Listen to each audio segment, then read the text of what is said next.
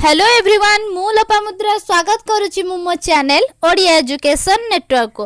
आज आम आलोचना करबा षष्ठ श्रेणी विज्ञान बहिर नवम अध्याय जार नाम होउची उद्भिदर विभिन्न अंशर गठन और तार कार्य तार अभ्यास कार्य आम आलोचना करबा। तो चलंतु जिबा आम प्रथम प्रश्न को। तो प्रथम प्रश्नटी देइछि धान और कदली पत्र व्यतीत अन्य जो पत्र रे समांतराल शिरा विन्यास रही से दुईटर चित्र अंकन कर। तमे बोरझांझ दलर पत्र कर परिबो, हलदी पत्र कर परिबो, मक्का गछ भी कर परिबो, आखु। तो एमती चारोटी ऑप्शन मु तुमको देइछि। तो तमे ता भितर जेकोसी दुईटर कर परिबो। सेपरे द्वितीय प्रश्नटी देइछि मूलर गठन और कार्य गुटिक चित्र सह वर्णना कर। तो प्रथमे आम जिबा मूलर गठन किपरि लिखिबा। तो फास्ट पॉइंट लिखिबा उद्भिदर जो अंश भ्रूण मूलरू बाहरी माटी भितर थाए माने जो अंशटा माटी भितर थाए ताकू प्रधान मूल कुआ जाए। प्रधान मूलरू के मूल बाहर शाखा मूल और सेथिरु कोन बाहर प्रशाखा मूल। सेहीपरि मूलर अग्रभाग अति क्षुद्र टोपी भली थिबा अंश को मूलत्राण कुआ जाए। मूलत्राण गछ को कोष विभाजन अंश और ता पछकू बर्धनशील अंश रही थाए माने मूलत्राण गछ कोष विभाजन अंश थाए ता पछकू कोन रही थाए वर्धनशील अंश। तापर रही थाए वर्धनशील अंश पछरे रही थाए मूलरू गोटे गोटे मूललोम बाहरी थाए।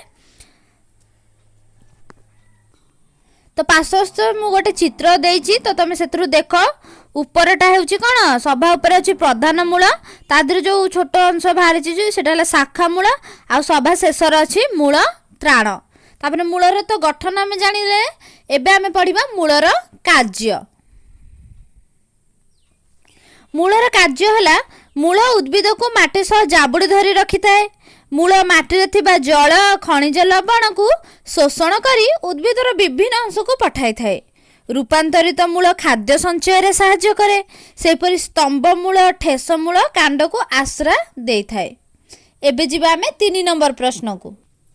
तापर देछि 3 नंबर प्रश्नटी देछि कांड केते प्रकारर कांड केते प्रकारर और एहा उद्भिदर केउ केउ कार्य करिथाए वर्णना कर। तो प्रथमे आमे जानिबा कि कांड दुई प्रकार गोटे हला सबल कांड और दुर्बल कांड। आंब पणस आदि रे कांड सबल एवं कखारु पोई ए सब रे गछरे कोन देखा जाय दुर्बल कांड देखा जाय। सेपरि मूल कांड रूपांतरित कांड होई थाए। सेपरि अदा आलू पियाज ओलुओ नागफेणी और सप्तफेणी आदि रूपांतरित कांड और कखारु गछर आकर्षी मध्य गोटे रूपांतरित कांड। तापरे कांडर कार्य तले कांड उद्भिदर पत्र फूल फल आदि को धरी रखि थाए। कांड मूल द्वारा शोषित जल खनिज लवण को परिवहन करी उद्भिदर पत्र को जोगाए। सेपरि कांड मध्य पत्र द्वारा प्रस्तुत खाद्य को परिवहन करी उद्भिदर विभिन्न अंश को पठाई थाए। अदा आलू ओलुओ पियाज आदि रूपांतरित कांड खाद्य संचय रे सहाय्य करंती। 4 नंबर प्रश्नटी देछि दुईटी मौलिक और दुईटी यौगिक पत्रर नाम लेख। तो प्रथमे जानबे मौलिक कौन कहंती यौगिक काहाकू। तो मौलिक पत्र ताहा कहंती जार पत्रक न थाए जो गछर कौन थाए पत्रक नथिबा पत्र को मौलिक पत्र कुहा जाए। जेमिति कि आंब पणस अमृतभंडा बहुत सारा ऑप्शन अछि तमे जहा बे लिखि परबो आंब लिखि परबो पणस लिखि परबो अमृतभंडा लिखि परबो।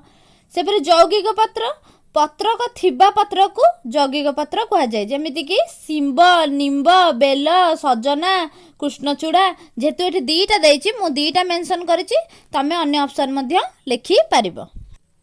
तापर देछि 5 नंबर प्रश्न।